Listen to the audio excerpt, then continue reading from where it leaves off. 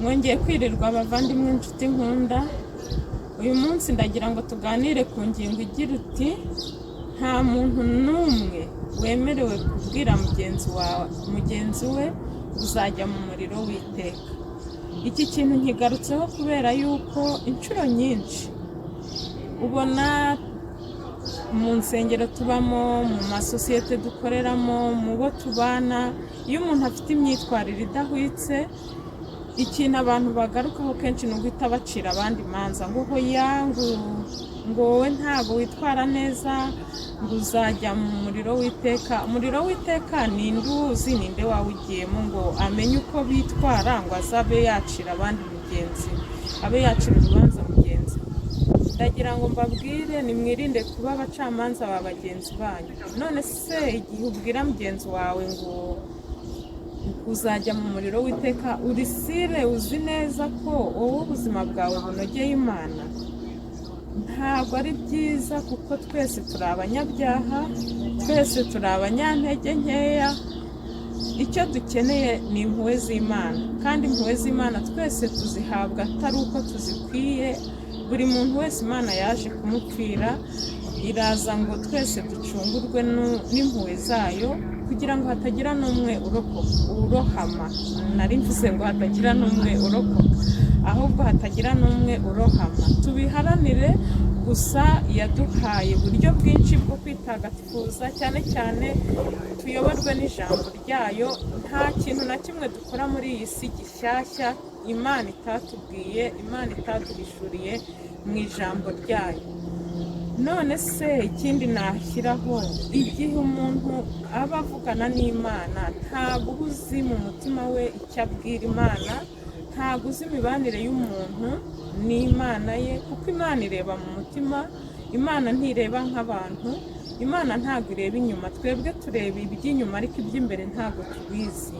Niyo mpamvu rero utakwihutira gucira urubanza mugenzi wawe. Wabona umuntu ajya gusenga, wenda akaza akagira imyitwarire idahwitse, uyu muntu asenga yishushanya.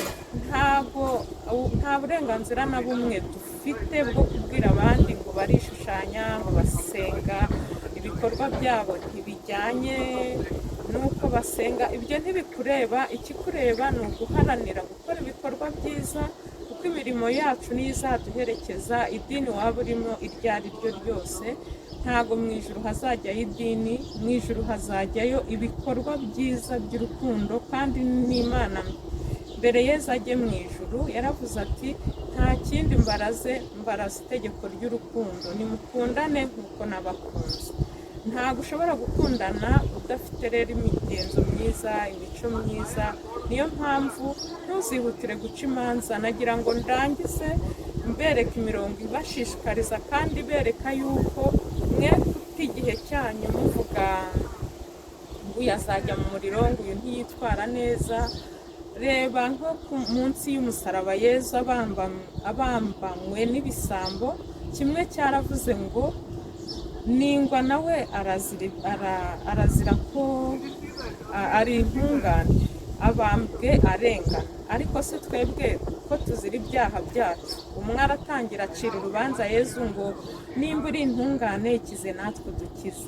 Noneho ikindi gisambo kirivugira cyicisha bugufi ngo Nyagasani nugera mu bwami bwawe uzanyibuke. Yahise agororerwa kubera kwicisha bugufi ku munota wa nyuma. Ntabwo uzi icyo umuntu aganira n'Imana. Iby'Imana ntitukabyinjiremo cyane, ni ibyayo, niyizi uko izacira imanza buri muntu wese. Irindi jambo ryabayobora, Zaburi y'129 iravuga ngo Nyagasani witaye ku byaha byacu ninde warokoka. Ibyo bigushishikarize yuko nta ntungane iriho, twese turiho ku bw'ubuntu bw'Imana, kandi tuzarokorwa nayo.